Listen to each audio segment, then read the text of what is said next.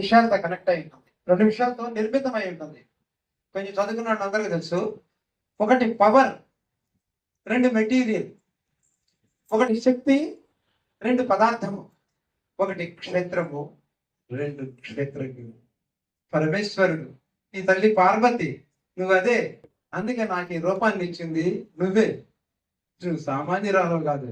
నీ గర్భంలో నా నడక ఒక చిన్న ఏకకణ కేంద్రంలాగా బయలుదేరా నేను.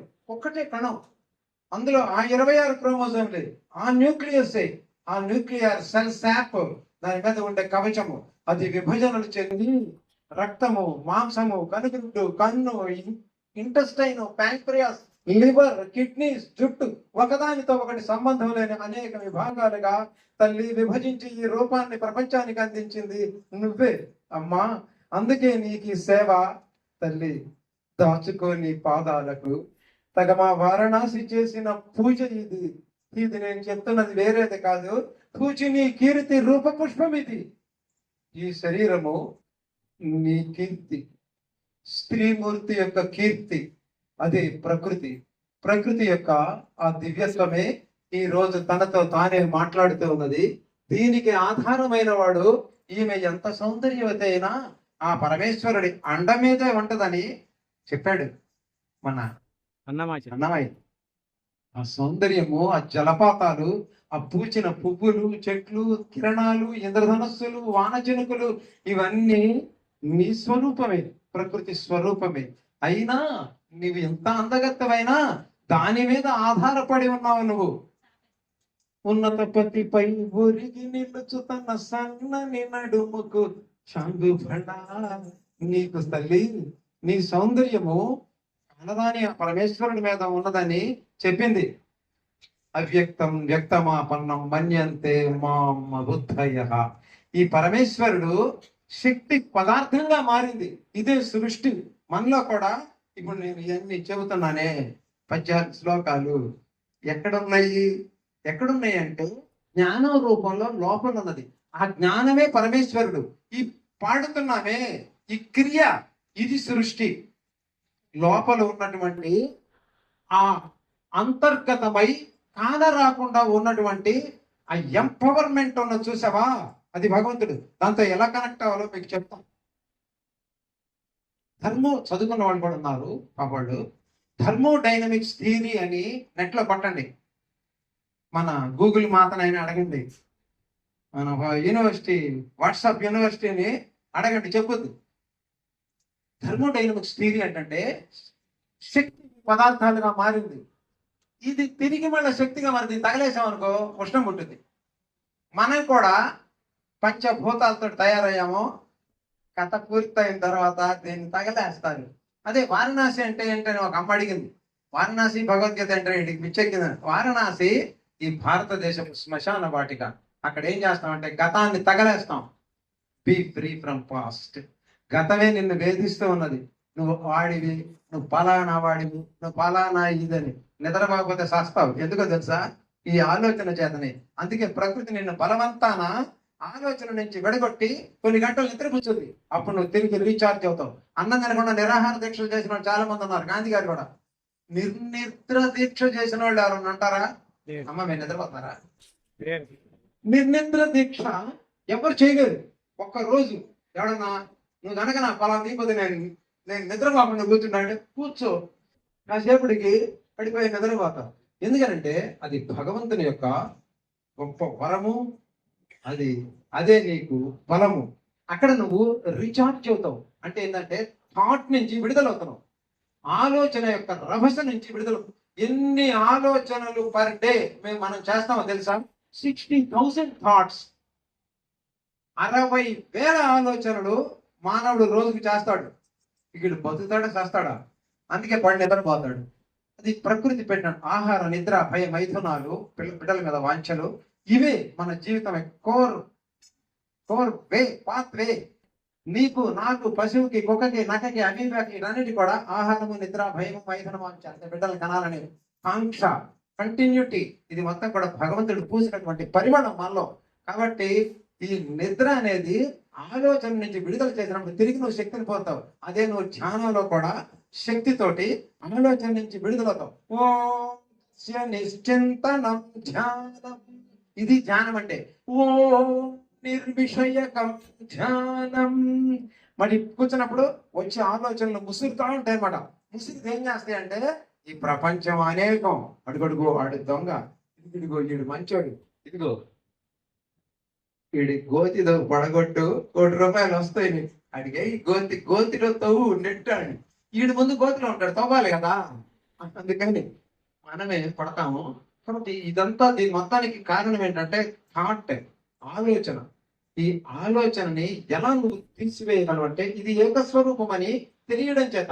జగతి ఏకస్వరూపం అని తెలిసిన తర్వాత నీకు థాట్ ఆగడానికి అవకాశం ఉండదు. ఈ జగతి ఏకస్వరూపం ఎలా అంటే, సృష్టిని గురించి వేదం వర్ణించింది. సృష్టి ఎలా చేశాడు పరమాత్ముడు, చెప్పవా అంటే చెప్పడం మొదలు పెట్టాడు. ఎట్ట చేశాడో తెలుసా నీకు? నాకు తెలియదు. నీకు తెలుసా? నాకు తెలుసు. ఏం చేశాడంటే చెప్పనా, కుమ్మరి ప్రమిదలు, తర్వాత బొమ్మలు ఇవన్నీ చేస్తాడే, ఆ రకంగా ఎన్ని మట్టి తీసుకొచ్చి మనకి వాదలు, నేను అక్కడే కూర్చొని చూస్తున్నా, తీసుకొచ్చి దాంతో మట్టితో లేదు బొమ్మలు ఇవన్నీ చేశాడు. అవునా?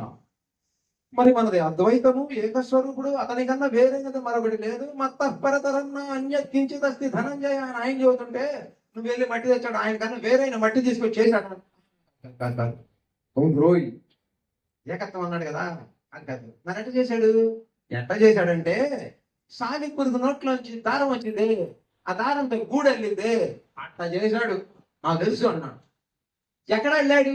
తనకన్నా వేరైన స్పేస్ ఒకటి ఉన్నదా? స్పేస్ అనేది ఉంటేనే కదా దాంట్లో గూడు వెళ్ళేది. ఇది స్పేస్ ఆయన కన్నా వేరైన స్పేస్ ఉన్నదా అని అడిగి అంటాడు.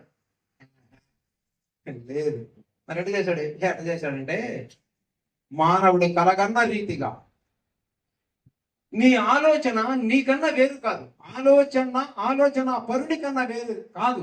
Thought is not away from thinker. Thinker thought ఒకటే.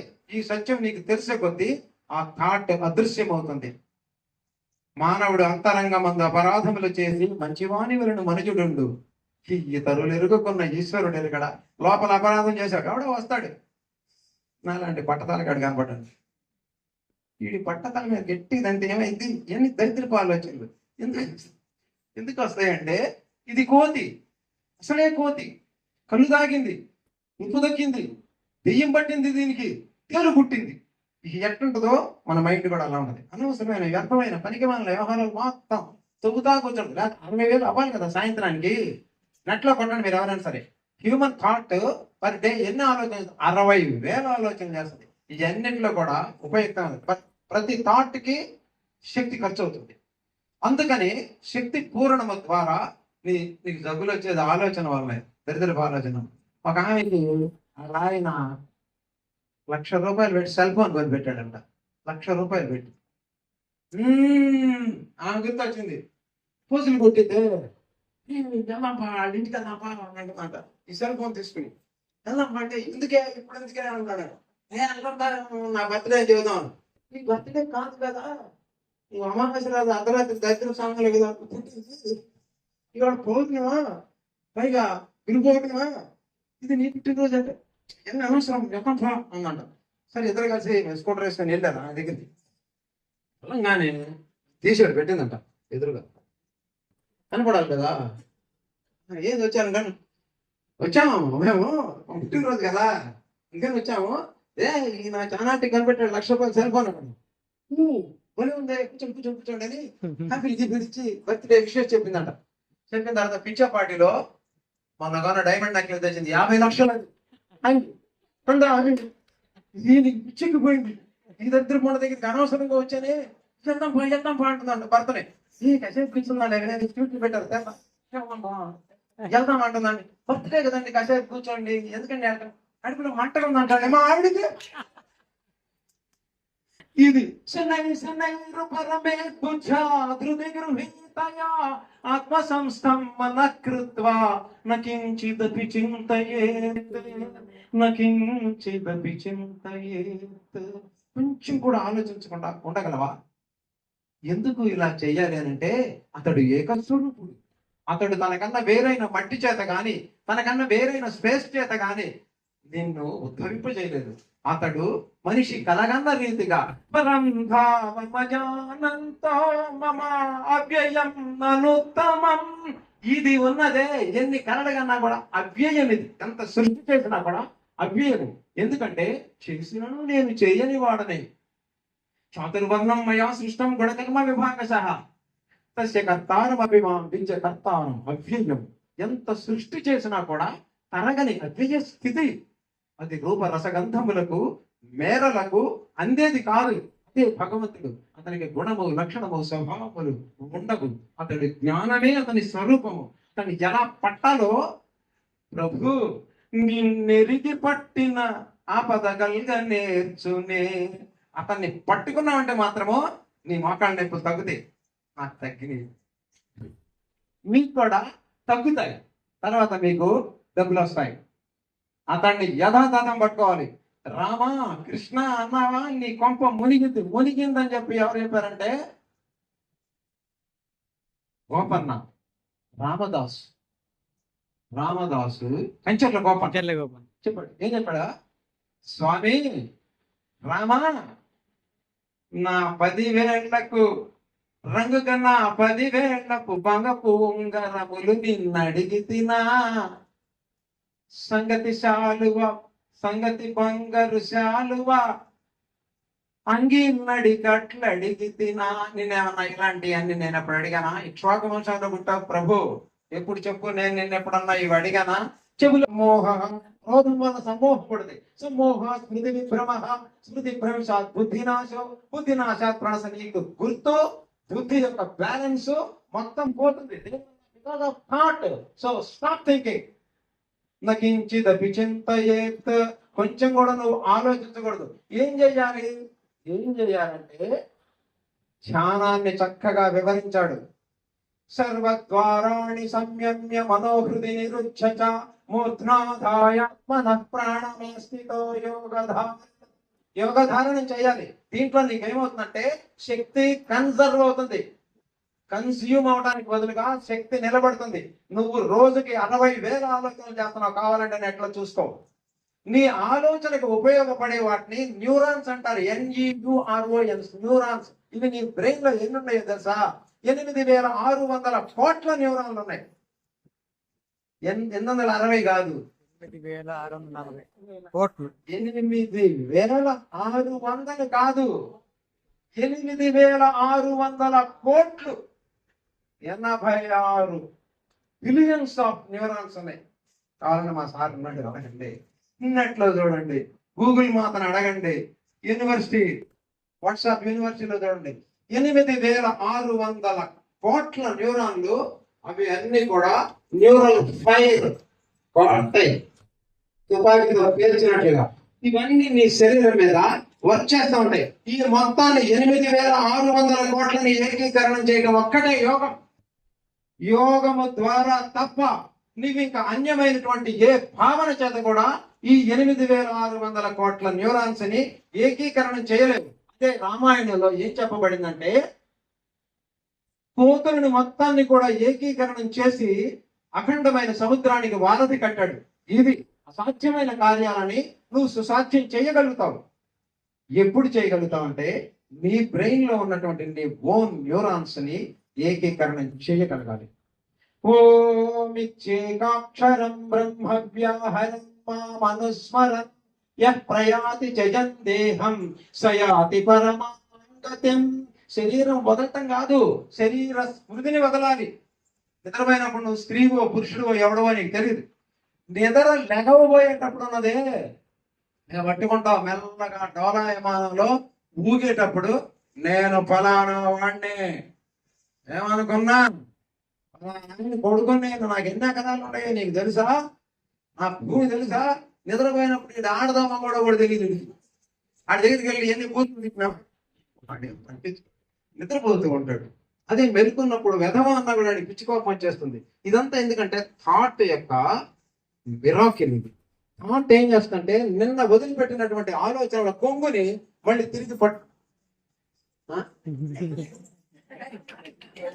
నీవ పావకుండవు, నీవ సూర్యుడవు, నీవ చంద్రుడవు, నీవ జలము, నీవ బహుయజ్ఞ భోజివి, నీవ మూల కారణ తేజంబు, నీకు నే మృక్కువాడా. నీరజాక్షుండు చాలా మన్నించినట్టి శస్త్రముఖ్యమా కావవే మునిని. ముని అంటే మౌనం. అంబరీషుడు గొప్ప జ్ఞాని. ఆయన్ని చంపాలని చెప్పి దుర్వాసుడు వచ్చి ఒక రాక్షసుని పంపిస్తే భగవంతుడు చక్రాన్ని పంపించాడు. చక్రము అంటే వీళ్ళు ఆడతారు, నాస్తికులు వాళ్ళంతా ఏమంటారంటే ఈ చక్రం పట్టుకొని తిరుగుతున్నాడు మీ వాడు. ఏందా చక్రము అంటే దాని పేరు సుదర్శనం, తెలుసా? చక్రం పేరు సుదర్శనం అంటే ది ప్యూరెస్ట్ నాలెడ్జ్ అని అర్థం. దాన్ని అది ఒక శస్త్రం. భగవంతుడు నీకు ఇచ్చింది ఏంటంటే జ్ఞానము. జ్ఞానం ఒక శస్త్రము. నీరజాక్షుండు చాలా మన్నించునట్టి శస్త్రముఖ్యమా కావవే. నీ మనసులో నీ మౌనాన్ని కనుక నువ్వు కాపాడగలిగితే తల్లి జ్ఞానమా, అప్పుడు నాకు ఈ ఆలోచనలు రావు.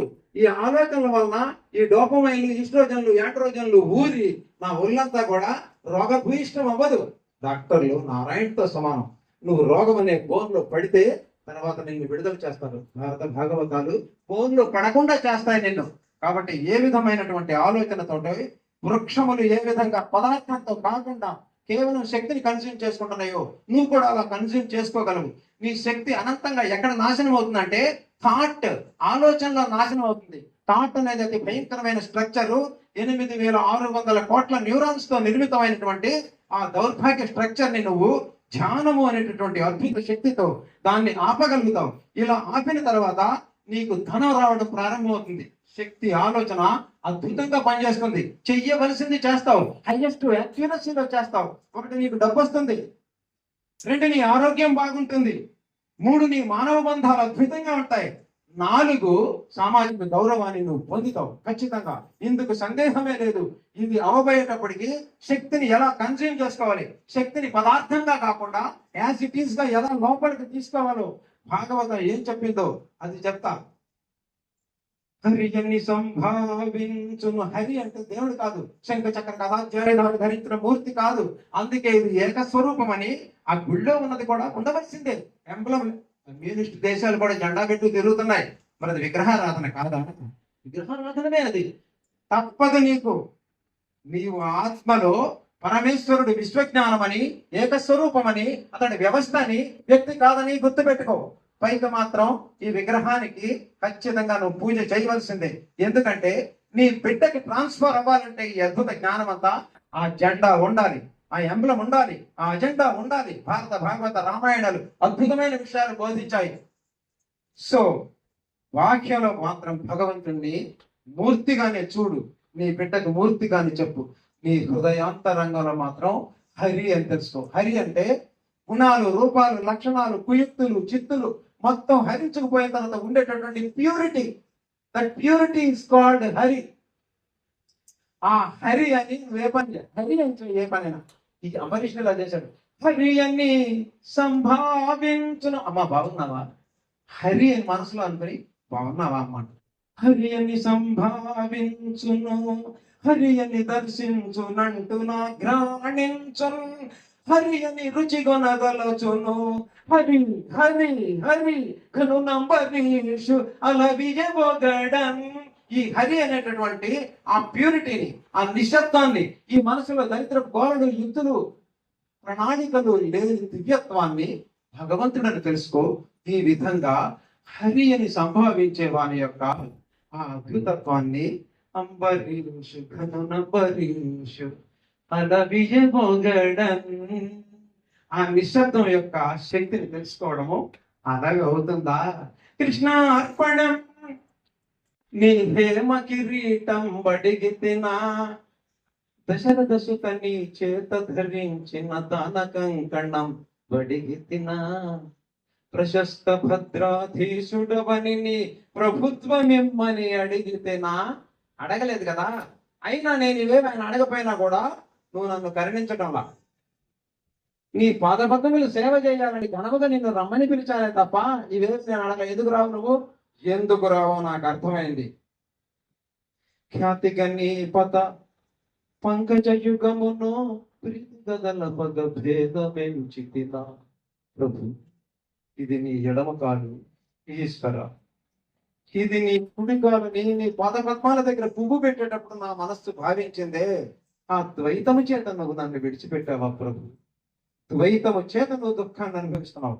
ద్వయం భయం భవతి. ఎంత సూక్ష్మ స్థాయిలో కంచర్లా చెప్పాడు మనకి గోపన్న. నువ్వు విగ్రహం చోలికి వెళ్ళినా కూడా కందులు మూసుకొని ఈశ్వర, పరంధామ, పరమేశ్వర, నీవు అవ్యయమైనటువంటి శక్తివయ్యా. ఈ జగతి మొత్తము శక్తి పదార్థముల చేత నిర్మితమయ్యున్నది. అటువంటి వాడవే నీవు. ఆ అద్భుతత్వాన్ని 16,000 మంది గోపికలతో పరమేశ్వరుడి యొక్క రాసలీల ఆ యమునా తీరంలో ఆ జలక్రీడ అద్భుతంగా వివరించాడు వ్యాస భగవానుడు. ఈ లేదు అర్థం కాని, అంతరార్థాన్ని పట్టుకోలేని వాళ్ళు ఏమంటారంటే, ఏంటి మీ దేవుడు 16,000 మందితో తిరుగుతా ఉన్నాడు, ఆయన దేవుడు అని మీరు ఎగురుతున్నారు. ఈడు చదవడు, ఈడు కూడా ఈ చెప్పలే సమాధానము. ఈ బ్రాహ్మణుడు కూడా చదవడు. చదవకుండా ఏంటా ఎగిరి తిరిగేది ఏంది 16,000 మంది. మా కృష్ణుడికి అప్పుడు ఎంత వయసు అనుకుంటున్నా, 9 ఏళ్ళారా పనికి మానాడా అన్నాడు వీడు. వీడికి అర్థం తెలియదు. ఒక డిఓ గారు ఒక స్కూల్కి వెళ్ళాడు. స్కూల్కి వెళ్ళి ఫస్ట్ ప్రశ్న, రామాయణం ఎవరు రాశారన్నా. ఇది భయం వేసి ఎందుకు కాదన్నా అంటే పిల్లవాడు, మీరు కాదండి అండి. ఇది రిటన్నాడు. పంతులు గారు ఏంది రిటన్నాడు అంటే అట్టాగా అంటాడు. 2 వీధితో ఆడే చదువుతాడు. ఆడే రాశాడు ఇట్టాడి అని అంటాడు. వీళ్ళిద్దరు తీసుకొని హెడ్ మాస్టర్ దగ్గరికి వెళ్తే హెడ్ మాస్టర్ బాగా తెలియగలరాడు. ఆలోచించాడు, వీళ్ళు రాసింటాడు సార్, ఈ యాదవులు తెలియదు సార్, మీరు రాశారు. ఆయన స్పృహ తప్పి పడిపోయాడు. అట్లాగే ఇందులో 16,000 మందితో పరమేశ్వరుడు తిరిగినటువంటి అద్భుత లీలని, దానికోసము నా శక్తి సారస్వాన్ని మొత్తాన్ని ధారవస్తానన్నాడట రవీంద్రనాథ్ ఠాగూర్. లిటరేచర్ లో అద్భుతమైన బహుమతి సాధించిన ఆ శక్తివంతుడు నా సర్వస్వాన్ని, సారస్వతాన్ని మొత్తం కూడా బృందావనంలో పరంధాముడితో కలిసి ఒక్క రోజు గడిపినటువంటి ఆ ఆనందానికి ఇదేవి నాకొద్దు, సాధారణ మానవుడిలాగా జీవిస్తాను రవీంద్రనాథ్ ఠాగూర్ అన్నాడు. ఏంటి మరి అద్భుతము. 16,000 మందితో కలిసి పరమేశ్వరుడు ఆడిన నాటకాన్ని ఈ జగతి వ్యభిచారం అంటుంది. సత్యం చెప్పు. గోపజనమునందు గోపికల యందు సర్వభూతముల యందు సంచరించు మహనీయునకు పరకాంతలెవ్వరు. శక్తికి పదార్థం వేరు కాదు. ఈ శక్తి మొత్తం కూడా, ఈ పదార్థం మొత్తం కూడా శక్తి యొక్క వ్యక్తీకరణము.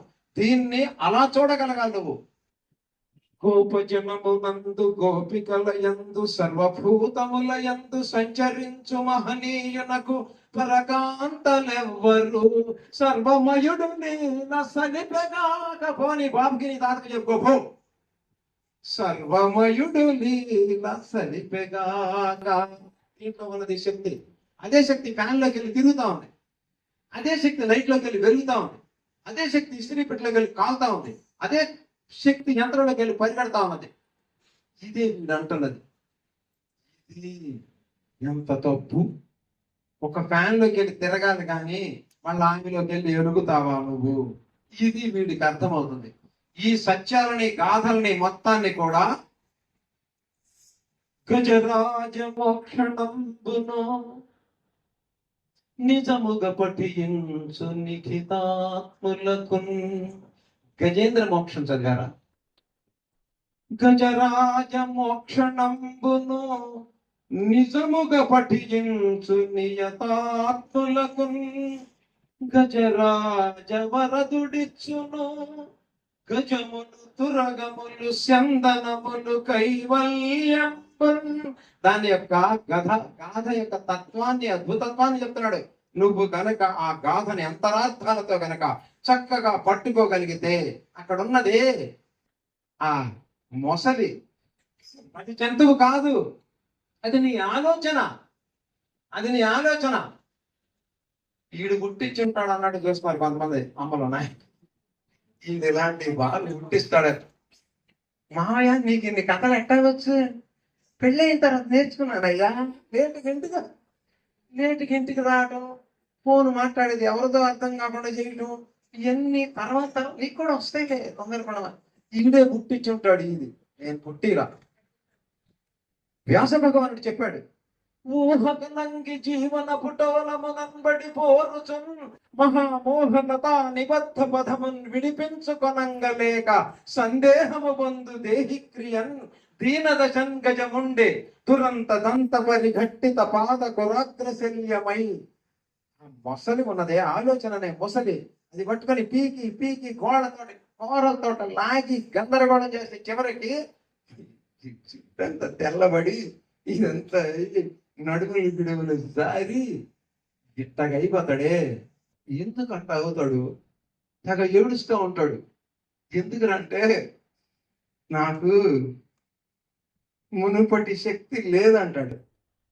మామా, నేను మునిపటి వలనే లేనా, నువ్వు నాకు ఈ కర్మ పట్టింది అంటాడు. కారణం ఏంటంటే ఆలోచన, థాట్. యాక్చువల్ గా వృద్ధాప్యంలో బ్యూటీ ఉంటుంది, అందం ఉంటుంది, సౌందర్యం ఉంటుంది, అద్భుతత్వం ఉంటుంది. కానీ నువ్వు ఎందుకు దుఃఖపడతావంటే నువ్వు అక్కడే చచ్చావు. ఎక్కడ? 25 ఏళ్ళ దగ్గర. దేనికోసం వ్యాకుల పడుతున్నావంటే ఇవాళ ఉండి రేపు నశించిపోయేదానికి.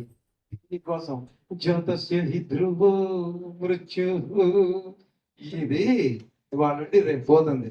అందుకే దీన్ని వారణాసి తీసుకెళ్ళి తగలేయాలి. అమ్మ అడిగింది, అందుకే వారణాసి అని పెట్టారు, తగలేయటానికి. గతం నుంచి విడుదల, జరిగిన దాని నుంచి విముక్తి. ఇదే వారణాసి యొక్క అంతరార్థం. ఈ వారణాసి నిన్నటిది, గడిచిపోయిన క్షణము. దాన్ని పట్టుకుని వేలాడుతుంటే శ్రీరామ అనలేవు, స్థితి దగ్గర ఆగిపోతావు. రామ నీకు బాకీ అయి నిలబడుతుంది. నువ్వు వెళ్ళబోయేటప్పుడు చిట్ట చివరి ప్రయాణంలో ఈ దేహాన్ని విడిచిపోయేటప్పుడు నీకు దుఃఖం కలుగుతుంది. అయ్యో రామ అనలేదే, శ్రీ మాత్రమే అన్నావు. ఎందుకు అనలేదంటే శ్రీని వదిలిపెట్టుంటే నువ్వు రామ అని ఉండేవాడివి. యవ్వనాన్ని నువ్వు విడిచిపెడితే ఖచ్చితంగా ఈ వయసులో అద్భుతమైన దాన్ని దేన్ని చేయాలో దాన్ని చేసేవాడివి. కాబట్టి ఈ జగతి ఏకస్వరూపమని, అది అత్యంత షార్పెస్ట్ వర్తమానంలో మాత్రమే ఉంటుందని నీకు తెలియాలి. గోపజనమునందు గోపికల యందు సర్వభూతముల యందు సంచరించే మహనీయుని యొక్క ఆ స్వరమును విన్న తర్వాత నువ్వు ఖచ్చితంగా ఎక్కడ ఆపాలో అక్కడ ఆపుతావు. ఆ ఏకత్వాన్ని నువ్వు పట్టుకోగలుగుతావు. ఇంకొక ముద్ద ఆపమంటాడు. ఎలా చెప్తాడు తెలుసా? మీకు చెప్తా నేను. తింటుంటాం కదా, 3 స్టేజ్లు నిన్నొచ్చి తాకుతాయి. ఫస్ట్ స్టేజ్ నుంచి నువ్వు విముక్తురాలు అవుతావు. అక్కడి నుంచి విముక్తురాలు అవుతావు. అక్కడ ఆపితే నువ్వు యోగివి. ఆహా, తృప్తి వచ్చే వరకు ఇంకా 2 మొదలు తింటే తృప్తి వస్తుందని తింటావు. అప్పుడు నువ్వు భోగివి. ఆయాసం వచ్చి ఊపిరాడ తన్నుకుంటావు. అప్పుడు నువ్వు రోగివి. చప్పట్లు కొట్టచ్చు. 7 సార్లు చప్పట్లు కొట్టించేసారు. అమ్మ చెబుతుంది గాప అంటే ఆ ఏనుగు బయటకు వచ్చిందాక నేను ఆపను అన్నాడు. ఆ ఏనుగుని మొసలు పట్టుకుంది. ఇదే మత్తానాం పరిపుష్ట చందన లతాంత ఛాయలందుండలేక ఈ నీరాశ ఇటేల వచ్చిది భయం పెట్లో గదే ఈశ్వర. వచ్చి నీరాశ, ఈ రంగులు, రుచులు, వాసనలు, ఈ ఆనందాలు, ఈ అద్భుతాలకు నేను మోహమునంది వచ్చి ఇరుక్కుపోతుంది రోయ్. ఇంక నువ్వెట్ట ధ్యానం ఒక్కటే నీకు ఎక్కవలసిన మెట్ట. కాబట్టి నువ్వు అక్కడ పట్టుకుంటే ఇది తెలుస్తుంది నీకు, ఇది అనేకము కాదని, ఇది ఏకస్వరూపమని తెలుస్తుంది. ఆ ఏకస్వరూపంలో నువ్వు వినదగినది వింటావు. ఏమంటాడంటే మాట్లాడడు ప్రేరణ ద్వారా. ఏం ప్రేరణ అది? అదే ఉపశమన ప్రేరణ. మరి శక్తి సరిపోద్దా? ఖచ్చితంగా సరిపోద్ది నీకు శక్తి. శక్తి ఎందుకు సరిపోదో చెప్తా మీకు. వెనకాల ఉన్నాడు ఒక ఆయన, శ్రీనివాస్ అని. కూడా ఏం చెప్తాడు మా అల్లుడే, మామయ్య ఈ వ్యాక్సిన్ పోలియా అంటే ఏంటి అంటాడు. అదొక గుణం, మానవుడు గుణం. ఇవాళ 17 ముద్దలు తిన్నాం అనుకో, రేపు అంటది అది ఇంకోటి అంటది. 17 కదా ఇవాళ, రేపు 18 తినమంటది. మీరు నెట్లో చూసినా అది మీకు అర్థమవుతుంది. పాలిఫేజియన్ పాజిక్పోలియన్ అంటారు. చెప్తాను. అది ఒక గుణం ఉంది బాడీ. దీనికి తెలివి ఉంటుంది. బాడీకి తెలివి ఉంటుంది. దీనికి 2 బ్రెయిన్లు ఉన్నాయి. మెయిన్ బ్రెయిన్ ఇక్కడ, అంతకన్నా శక్తివంత బ్రెయిన్ ఈ కడుపు దగ్గర ఉంటుంది. దీంట్లో విపరీతమైన బ్యాక్టీరియా ఉంటుంది. తినే తిండి మొత్తం వెంటనే గ్రహించి ఆపు అంటది. చేపటమా యాద్దాం ఇంకొక ముద్ద బలి రుచిగా ఉందని వెయ్యని 4 ముద్దలు వేస్తాం. అది రోగానికి దారి తీస్తుంది. మరి నీకు శక్తి ఎలా వస్తుంది? నాకు నీరసం అండి, కాళ్ళు గుంజుకుపోకుండానే నేను చెప్తాను నీకు. చెట్లు ఏం చేస్తాయి తెలుసా? చెట్లు శక్తి లాగానే తీసుకుంటాయి. పదార్థ స్థాయిలో వాటికి ఎక్కడికన్నా వెళ్తానికి కాళ్ళు చేతులు, వండుకొని తినడానికి కుండ సట్టి, కలుపుకోవడానికి పళ్ళాలు, డైనింగ్ టేబుల్స్ ఏమి లేకపోయినా కూడా దర్జాగా ఎందుకున్నాయి. యూనివర్సల్ గివర్స్ ఎవరు? ప్రపంచానికి దాతలు ఎవరు? వాళ్ళు చెట్లు. ప్రపంచ భిక్షుకుడు ఎవరు? మానవుడు. ప్రపంచ భిక్షుకుడు మానవుడు. బ్యాంక్ ఆఫీసర్ ఆయన. ఇక్కడికి అందరూ వస్తా ఉంటారు, సార్ లైన్ ఇస్తారని.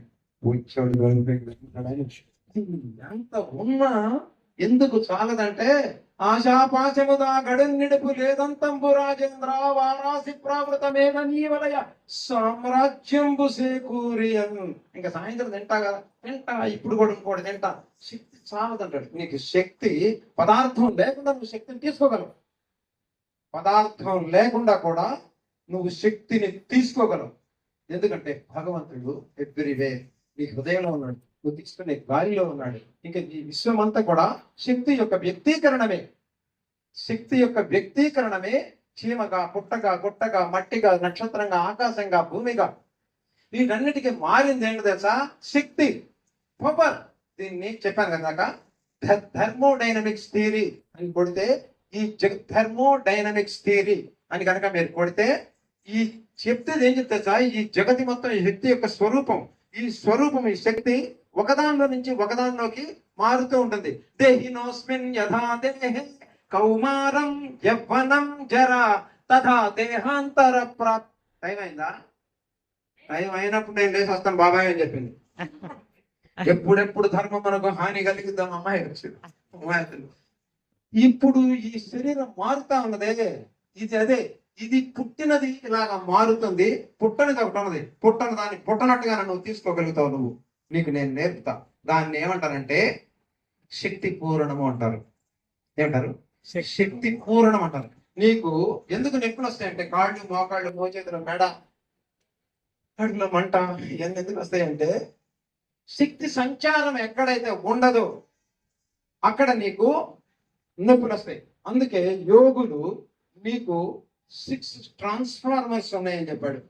6 ట్రాన్స్ఫార్మర్స్: మూలాధారము, స్వాధిష్టానము, మణిపూరకము, అనాహతము, విశుద్ధ, ఆయుర్వేద. ఇవి ఉంటాయి. వీళ్ళతో ఎక్సర్సైజ్ చేసేటప్పుడు వాటిని మీరు టచ్ చేయాలి. మీరు కుర్చీలో కూర్చున్నారు కదా, లెగువమ్మ అంటే నువ్వేం చేస్తావు తెలుసా? ఈ అంచులు అదిగా వేసింది చేయి. ఈ అంచులు చేయకుండా నువ్వు లెగవు. నువ్వు యువకురాలు అయినా సరే నీకు ఆటోమేటిక్గా తెలుస్తుంది. ఈ శరీరానికి బుద్ధి చేతనే కాదు, దానికి అణువులో ఉంటది తెలివి. చేస్తావు వేసి మనస్సుని ఇక్కడ పంపిస్తావు. నీ మనస్సు ఎక్కడికి వెళ్తుందో శక్తి అక్కడికి వెళ్తుంది.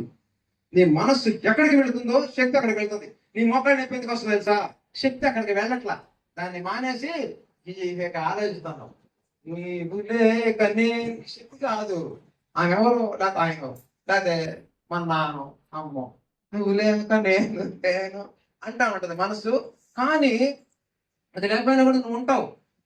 శక్తి లేకపోతే మాత్రము నువ్వు ఉండలేవు. నువ్వు శక్తి యొక్క వ్యక్తీకరణమే. నువ్వు ఎంత శక్తి, నాలెడ్జ్ ఇస్ పవర్. జ్ఞానమే శక్తి.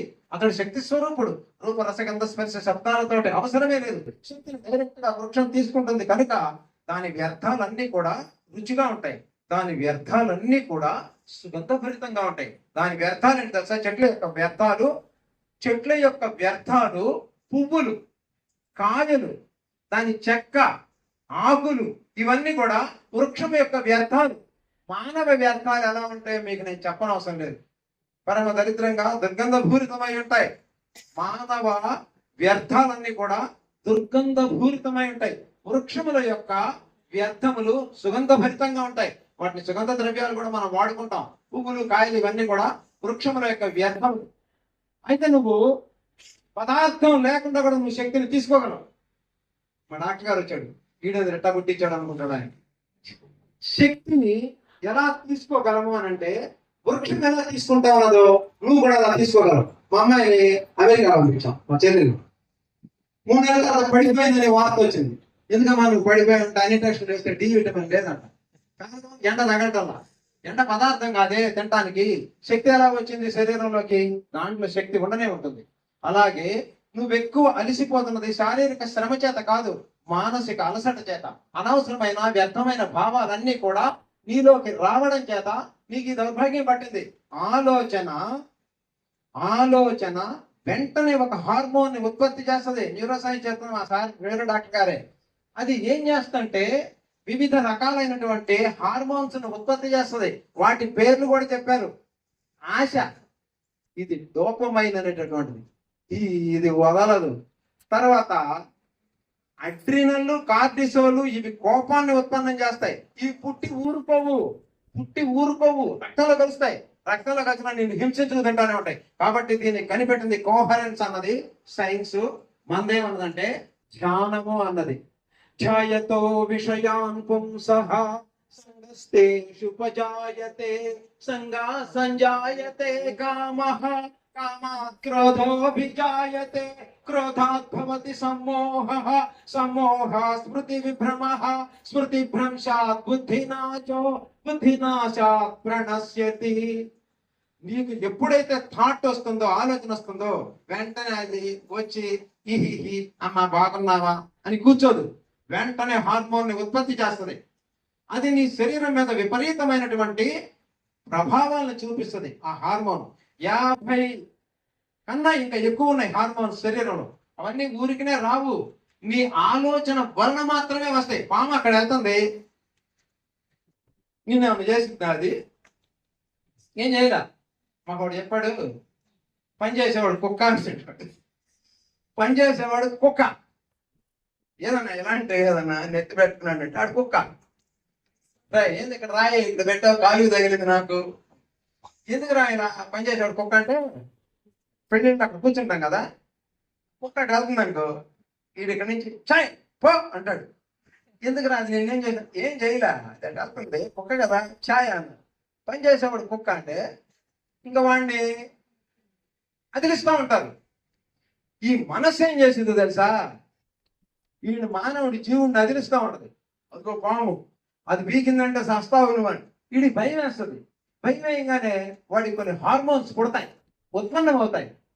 సరే పాము కాదు, ఎవడో ఒకడు మనిషి వస్తాడు, ఆడికి నీకు కోపం, ఆడంటే నీకు అసహ్యం. వాడిని చూడంగానే నీలో కొన్ని రకాల హార్మోన్స్ ఊరుతాయి. ఊరిన తర్వాత